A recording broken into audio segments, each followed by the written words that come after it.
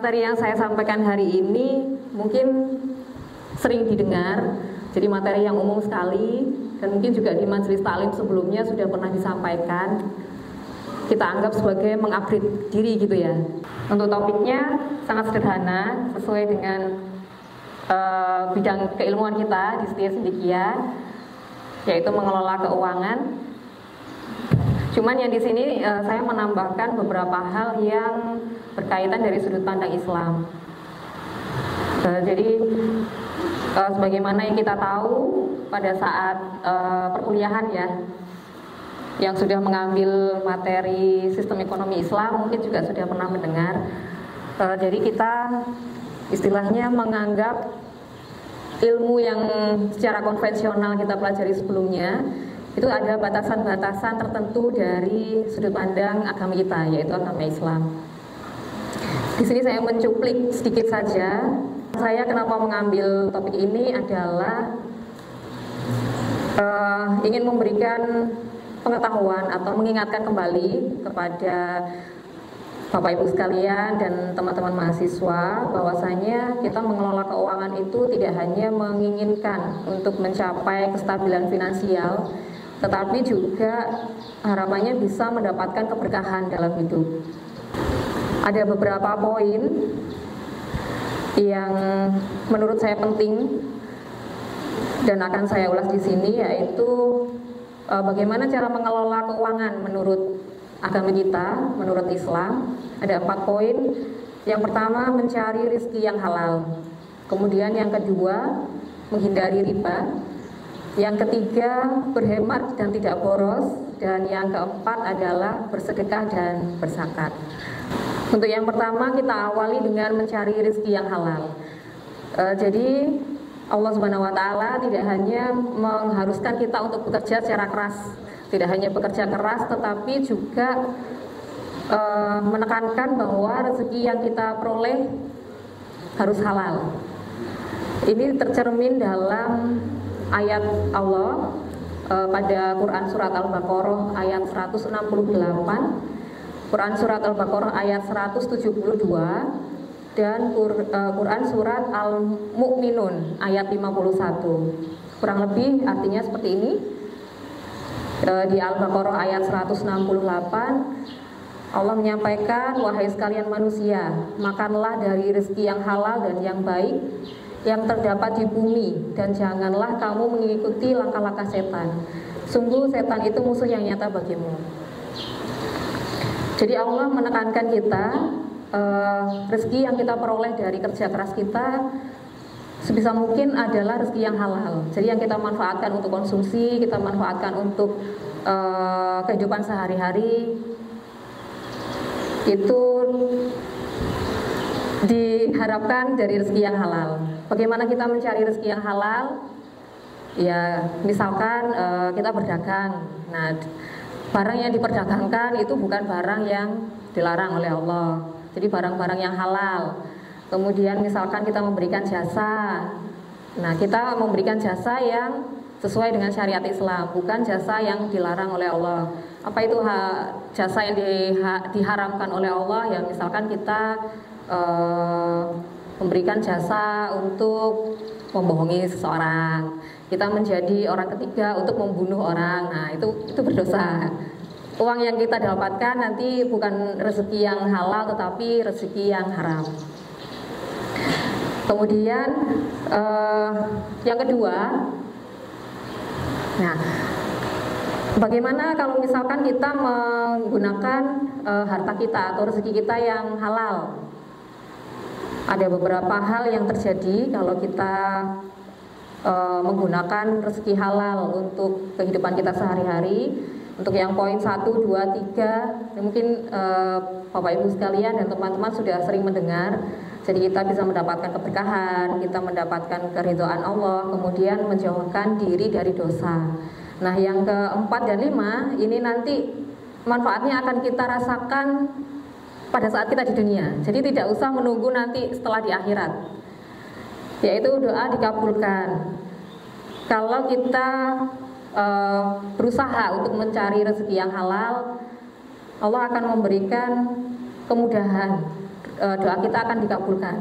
Kemudian yang kelima, dapat menjauhi dampak buruk karena apa yang kita makan diperoleh dari rezeki yang halal, otomatis akan membawa kebaikan, akan membawa jasmani menjadi semakin sehat, akan membawa pikiran semakin sehat. Terus kemudian misalkan digunakan untuk membiayai anak-anak kita sekolah, nah insya Allah ilmunya akan berkah.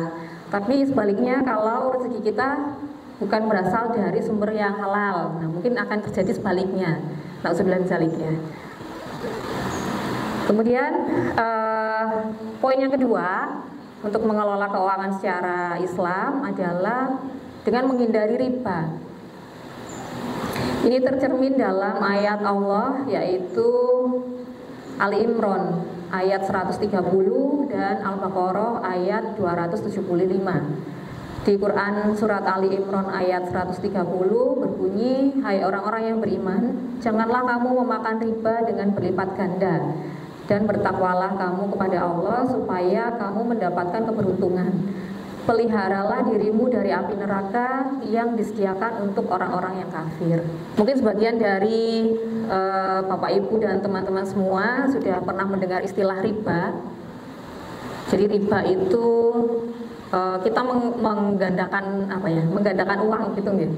Jadi kalau kita meminjamkan uang, misalkan kita meminjamkan uang ke teman, nah minjamnya 100.000 tapi kita minta kembalian 1 juta, yang sisanya yang 900.000 itu dianggap riba. Nah dari yang kita konsumsi 900.000 itu tadi, itu sama Allah dilarang, jadi akan membawa sesuatu yang buruk buat kita sendiri sebagai si pengkonsumsinya. Apa manfaat buruknya? Nah, kenapa riba haram? Bahayanya riba antara lain ada ketidakadilan dan eksploitasi, kemudian merusak solidaritas sosial, mendorong perilaku negatif, dan ada dampak negatif pada perekonomian. Ketidakadilan dan eksploitasi. Di sini dijelaskan riba dianggap tidak adil karena pihak yang meminjamkan mendapatkan keuntungan tanpa usaha atau resiko yang sepadan, sementara pihak yang meminjam bisa terjerat dalam beban yang berat. Jadi teman kita yang kita pinjami 100.000 itu tadi, karena dia harus mengembalikan sebanyak 1 juta, ada kelebihan 900.000, itu dia terbebani. Dia sudah nggak punya uang, dia meminjam ke kita gitu ya. Tapi sama kita malah dibebani lagi untuk mengembalikan sejumlah yang lebih besar. Nah kita sendiri sebagai peminjam, artinya kita tidak hanya membantu tapi juga membantu meringankan, tapi juga membantu memberatkan. Jadi menganggap itu sesuatu yang tidak adil. Itu kenapa riba berbahaya atau diharamkan oleh Allah. Kemudian bahaya riba yang kedua, dapat merusak solidaritas sosial.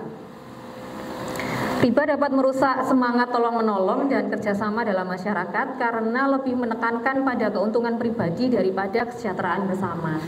Itu tadi kita memberikan pinjaman 100.000, dalihnya memberi bantuan. Tapi di akhir ternyata kita menuntut untuk dikembalikan sebesar 1 juta. Nah berarti kan tidak membantu ya, tidak meringankan, justru malah memberatkan. Kemudian bahaya riba yang ketiga, mendorong perilaku negatif. Riba dapat memicu sifat tamak, kikir, dan materialistis, serta mengurangi rasa empati dan kepedulian terhadap sesama. Kalau kita mempraktekkan riba, tadi kita meminjamkan sebesar 100.000, tapi ternyata minta dikembalikan sebesar 1 juta. Itu nanti akan secara tidak sadar kita sendiri itu menumbuhkan perilaku negatif pada diri kita sendiri. Nanti kita pinjamkan lagi di teman yang lain 2 juta, mintanya 2 miliar nanti akan terus seperti itu. Secara tidak sengaja justru akan membawa sesuatu yang negatif pada kita sendiri. Kemudian bahaya riba yang keempat adalah muncul dampak negatif pada ekonomi. Dalam skala luas, riba dapat memperburuk kesenjangan ekonomi, menghambat pertumbuhan ekonomi yang sehat, dan bahkan dapat menyebabkan krisis ekonomi. Krisis 1997 itu salah satunya adalah dipengaruhi oleh ini. Jadi ada lembaga yang menerima seperti asuransi gitu ya, dia menerima dana dari pihak lain, janjinya dia memberikan imbalan nanti asuransi gitu. Kalau ada klaim, kita membayarkan klaimnya itu ke si membayar asuransi.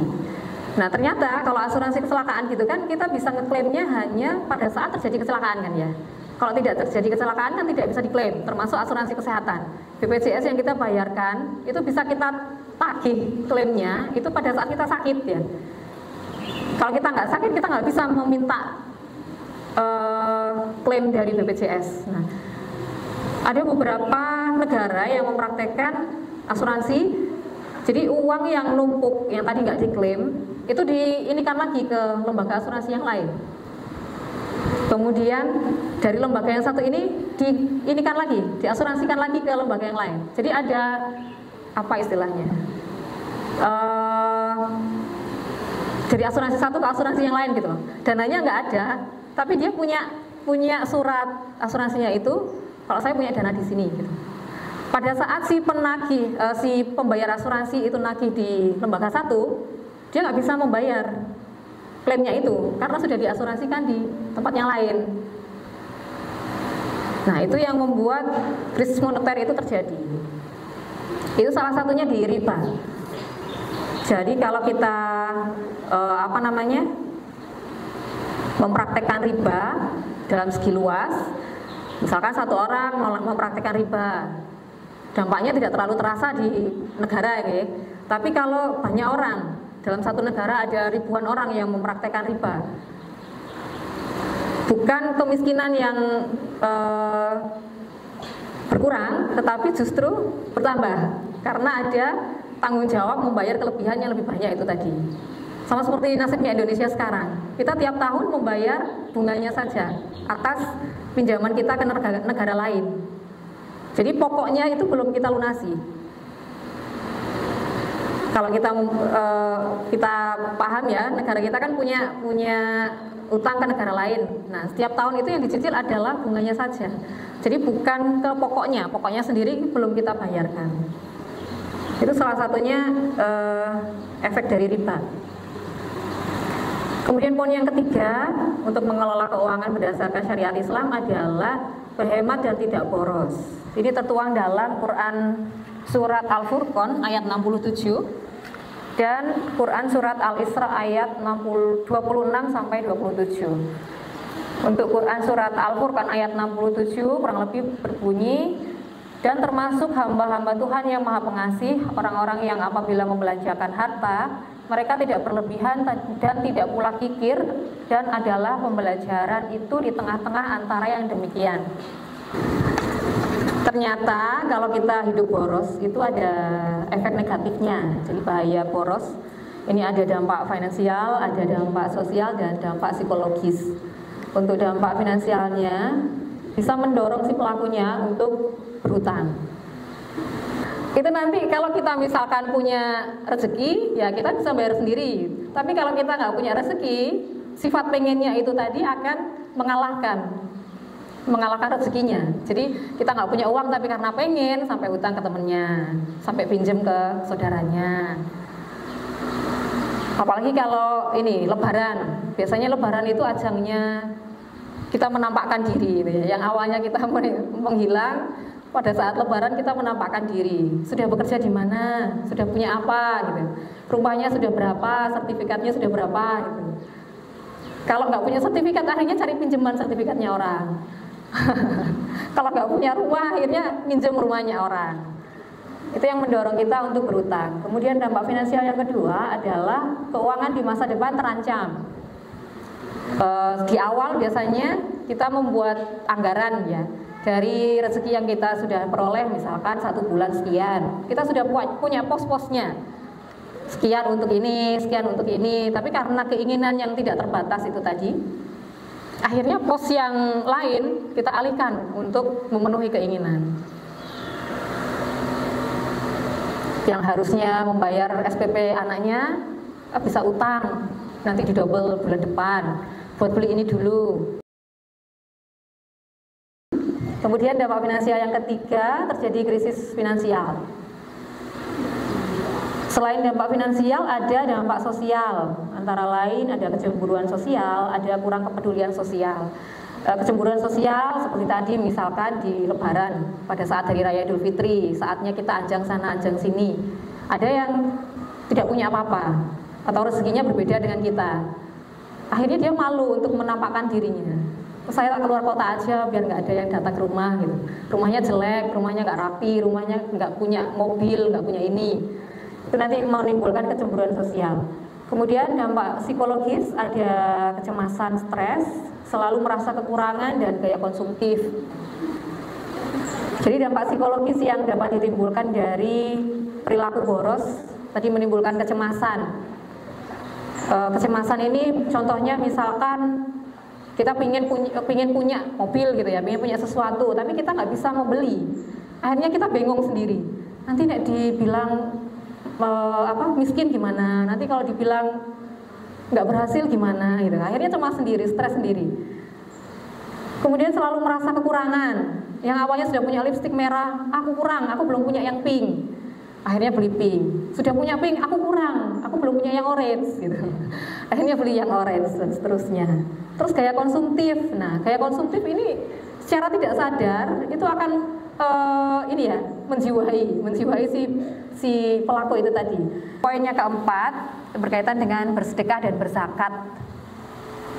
Jadi selain Allah memerintahkan kita untuk mencari rezeki yang halal, kita juga diperintahkan untuk bersedekah dan berzakat bagi yang mampu. Uang dalam Quran Surat At-Taubah ayat 102 dan Quran Surat Al-Baqarah ayat 277. Di Quran Surat At-Taubah ayat 103 kurang lebih bunyinya, ambillah zakat dari sebagian harta mereka, dengan zakat itu kamu membersihkan dan mensucikan mereka, dan berdoalah untuk mereka, sesungguhnya doa kamu itu menjadi ketentraman jiwa bagi mereka, dan Allah Maha mendengar lagi Maha mengetahui. Ada sebagian yang berpendapat bahwa bersedekah dan berzakat ini wajibnya hanya untuk orang yang mampu. Tapi yang saya temui banyak juga masyarakat yang tidak mampu atau berkecukupan gitu ya. Kalau dibilang lebih juga enggak, tapi dia punya semangat untuk berzakat, punya semangat untuk bersedekah. Nah, mungkin tujuannya ya itu, beliau mengharapkan hartanya itu mendapatkan keridhaan dari Allah Subhanahu wa taala. Manfaat bersedekah atau berzakat antara lain mendapatkan pahala dan keberkahan, kemudian sebagai pembersih harta dan jiwa, membantu mengurangi beban pajak yang sudah belajar pajak, kemudian melipat gandakan rezeki, membangun kesejahteraan bersama, memperkuat ukhuwah Islamiyah, dan mendukung pembangunan ekonomi. Nah, kalau kita masih merasa kita belum mampu untuk bersedekah atau berzakat karena penghasilannya pas-pasan, nah justru Allah akan melipat gandakan rezeki yang kita punya kalau kita bersedekah atau berzakat. Ada yang sudah pernah merasakan? Semakin banyak kita memberi, semakin banyak juga yang kita terima. Atau yang belum merasakan, monggo dibuktikan. Kira-kira janjinya Allah ini benar atau enggak? Terus ada manfaat lagi, membangun kesejahteraan bersama. Jadi kita meratakan kesejahteraan bagi yang berlebih, memberikan ke yang kurang, sehingga sama-sama merasakan rezeki dari Allah. Kemudian mendukung pembangunan ekonomi. Dari yang kita berikan, misalkan kita berlebih, punya harta berlebih, kita berikan, nah kita bisa membantu mendukung pembangunan ekonomi, mengurangi beban pajak. Kurang lebih itu yang bisa saya sampaikan, mudah-mudahan bermanfaat. Dan kalau ada yang salah menyampaikan atau salah menjelaskan, mohon dikoreksi dan diluruskan. Terima kasih. Wassalamualaikum warahmatullahi wabarakatuh.